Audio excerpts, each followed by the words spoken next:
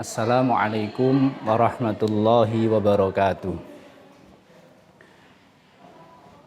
Anak-anakku kelas 7 MTS Nahdlatul Muslimin yang sangat kami cintai, kami banggakan, dan bersama-sama kita doakan semoga menjadi putra-putri yang soleh-solihah sehingga bermanfaat untuk agama, nusa, dan bangsa, taat pada kedua orang tua, dan tentunya akan mengharumkan alma mater kita yakni Madrasah Tsanawiyah Nahdlatul Muslimin. Amin Allahumma amin. Langsung saja kita nyambung pada pertemuan yang lalu bahwa sebetulnya materi kita sudah selesai, cuman karena jam tayangnya masih, maka ini kami isi sekedar untuk menerangkan makna dari surat Al-Asr. Anak-anakku kelas 7 yang sangat kami banggakan dan semoga sehat dan semangat, bisa dibuka juz ammanya atau Qur'annya surat Al-Asr, karena materi kita tahfidz atau hafalan sebetulnya sudah selesai, dan saya berhusnudzon bahwa panjenengan semua sudah hafal semua, bahkan melampaui dari target atau target hafalan di kelas 7 untuk semester gasal ini, yakni dari surat Al-Lahab sampai dengan surat At-Takatsur. Namun ada baiknya bersama-sama mari kita bahas makna dari apa yang sudah kita hafal, khususnya surat Al-Asr. Sebelumnya mari bersama-sama kita membaca surat Al-Fatihah, kita hadiahkan pada Rasul Muhammad sallallahu alaihi wasallam, pada guru-guru Quran semua. Semoga dengan bertawassul dengan beliau-beliau, kita semua dimudahkan untuk menempuh jalan mereka, menempuh jalan beliau-beliau, sehingga kita bisa meniti shiratal mustaqim, shiratal ladzina an'amta alaihim. Amin Allahumma amin. Ala hadhihi niyyah al-Fatihah. A'udzu billahi minasy syaithanir rajim. Bismillahirrahmanirrahim. Alhamdulillahi rabbil alamin. Ar-Rahmanir Rahim. Maliki yaumiddin. Iyyaka na'budu wa iyyaka nasta'in.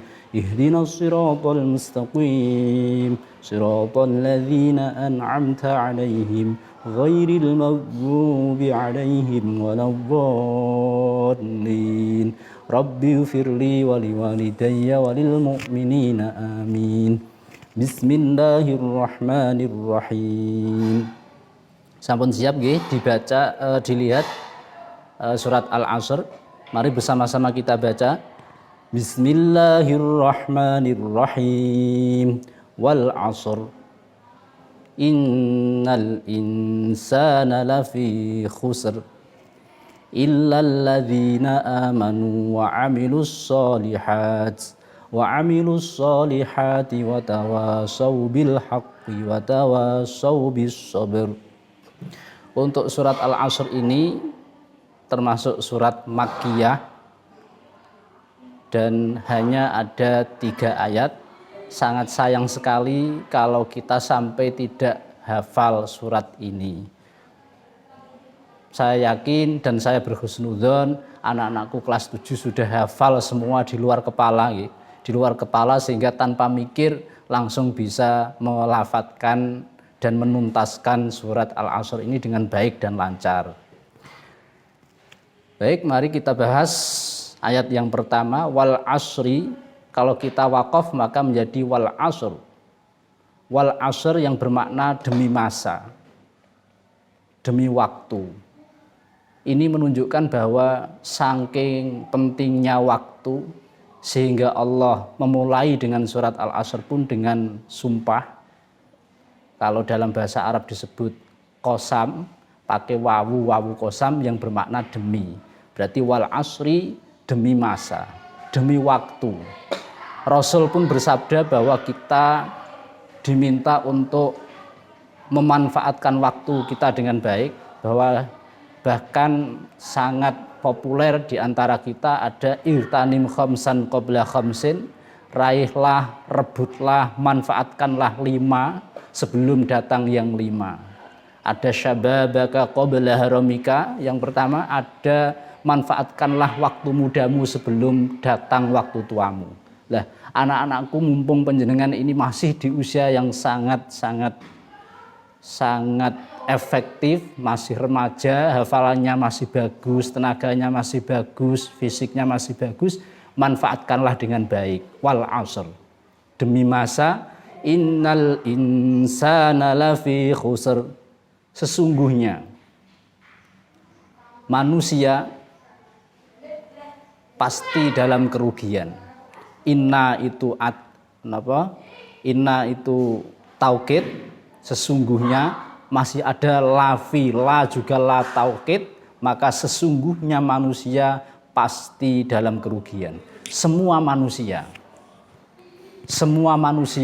baik manusia yang berada di Indonesia, di Malaysia, dan dimanapun, asalkan dia manusia, maka berpotensi untuk menjadi rugi, berpotensi untuk menjadi tidak baik.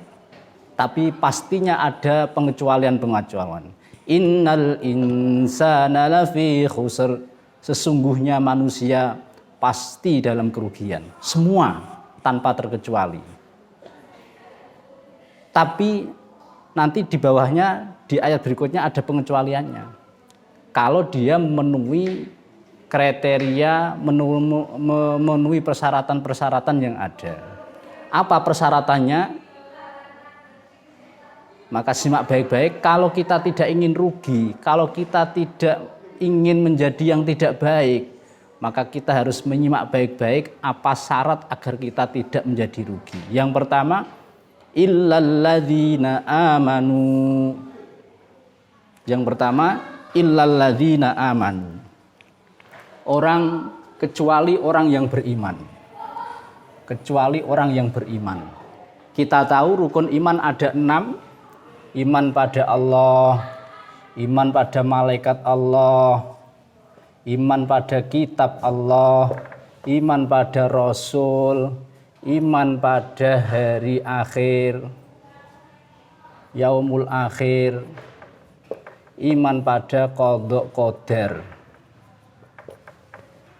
1, iman pada Allah, 2, iman pada malaikat, 3, iman pada kitab, 4, iman pada Rasul, 5, iman pada hari akhir, dan ke-6, iman atau percaya pada qadha qadar. Ini kunci yang pertama.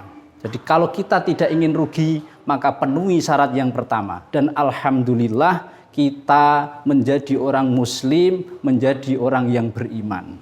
Alhamdulillah, harus kita syukuri dan wajib kita syukuri bahwa kita sudah memenuhi kriteria atau syarat-syarat yang pertama, yaitu orang yang beriman. Kemudian syarat yang kedua adalah wa amilus sholihat, adalah orang-orang yang mengerjakan hal-hal yang baik, hal-hal yang bersifat positif, apapun itu. Bahkan di dalam kitab namanya Syu'abil Iman diterangkan bahwa amal baik yang terkecil pun, misalkan kita menyingkirkan batu di jalan, ini pun termasuk amal soleh. Apalagi kita belajar, kita menghafal, kita menolong teman, dan seterusnya, ini akan termasuk amal soleh yang merupakan syarat kedua agar kita tidak menjadi orang yang merugi. Apapun bentuknya, sepenting itu positif, hal yang baik, pasti akan dicatat oleh Allah dan semoga dimasukkan menjadi amal soleh yang merupakan syarat kedua agar kita tidak menjadi orang yang merugi. Yang ketiga syaratnya watawasau bil haqqi. Kita peduli, kita mau saling menasehati dalam hal-hal yang baik. Satu contoh, misalkan teman kita ada yang malas-malesan, kita ajak dia untuk rajin ngaji, rajin belajar, rajin mengikuti PJJ dan lain sebagainya. Itu sudah termasuk kita mau, kita peduli menasehati orang lain untuk berbuat kebaikan. Watawasau bil haqqi. Dan syarat yang terakhir adalah watawasau bis sabr. Kita peduli, kita saling mau mengingatkan, bernasihat-nasihati satu sama lain. Untuk apa? Untuk berbuat sabar. Tentunya dalam hidup kita akan tertimpa satu kesulitan, satu musibah, satu kesusahan dan lain sebagainya, akan tetapi itu semua adalah merupakan ujian, yang ujian itu akan menaikkan derajat kita di sisi Allah maupun di sisi orang lain, yang mana akan menunjukkan kualitas kita sendiri. Dan kalau kita mau bernasihat satu sama lain untuk berbuat sabar, maka lengkaplah kita memenuhi kriteria, memenuhi persyaratan agar kita tidak menjadi orang yang rugi. Yaitu 1, iman atau percaya. 2, mau beramal soleh. 3, mau saling nasihat-nasihati untuk berbuat kebaikan. Dan yang terakhir, mau saling nasihat menasihati dengan yang lain untuk berbuat sabar. Kalau kita hanya amal soleh tanpa iman, maka amal soleh kita bagikan kita membuang garam ke lautan. Maka kunci yang utama adalah iman, kemudian amal soleh, nasihat-nasihati dalam perkara yang benar, nasihat menasihati dalam hal kesabaran. Saya kira itu untuk pertemuan terakhir kita. Saya berhusnudzon panjenengan pasti sudah hafal di luar kepala dari surat An-Nas sampai dengan surat At-Takatsur. Kita semua bertawasul dengan Al-Quran, dengan Rasul Muhammad SAW. Semoga pandemi ini segera berakhir, kita bisa bertatap muka, bisa berta'allum, bisa belajar, bisa lain sebagainya, ketemu di sini dalam suasana yang membahagiakan. Amin, Allahumma amin. Sekian dan kurang lebihnya mohon dimaafkan. Assalamualaikum warahmatullahi wabarakatuh.